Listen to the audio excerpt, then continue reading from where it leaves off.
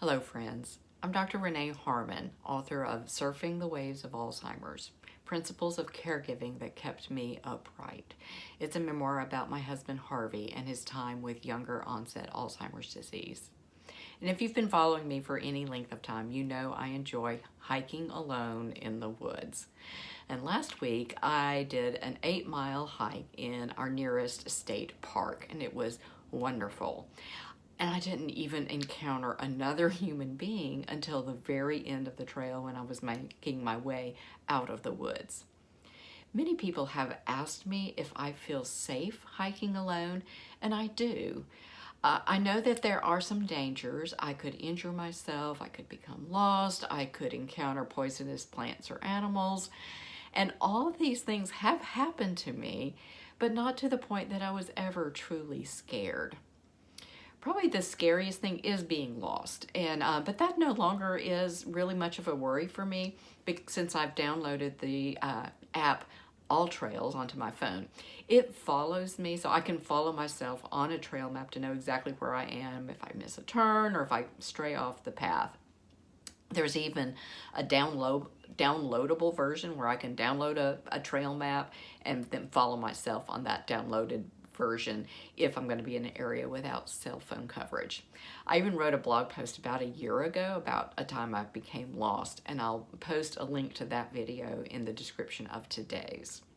But there was no way I was going to get lost last week.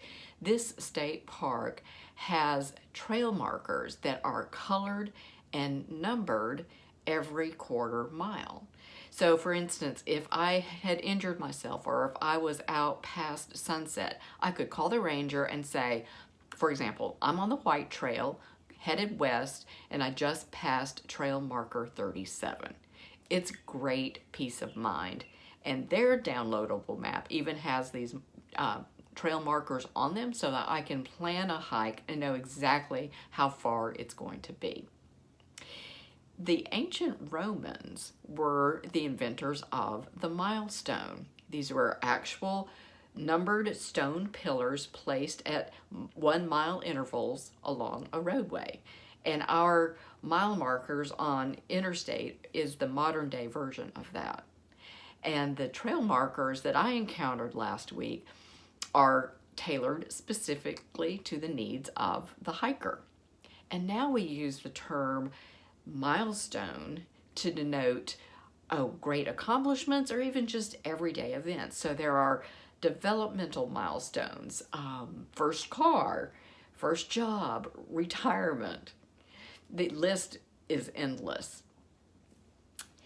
I really wished for a roadmap with milestones on it when Harvey was living with Alzheimer's disease. It would have been so nice to have been able to see into the future and see that the milestone marked moderate disease was going to happen at this specific time, or you are now at late stage, or even more specific milestones such as you should no longer drive, can no longer be responsible for paying the bills, no longer recognizes you as his wife.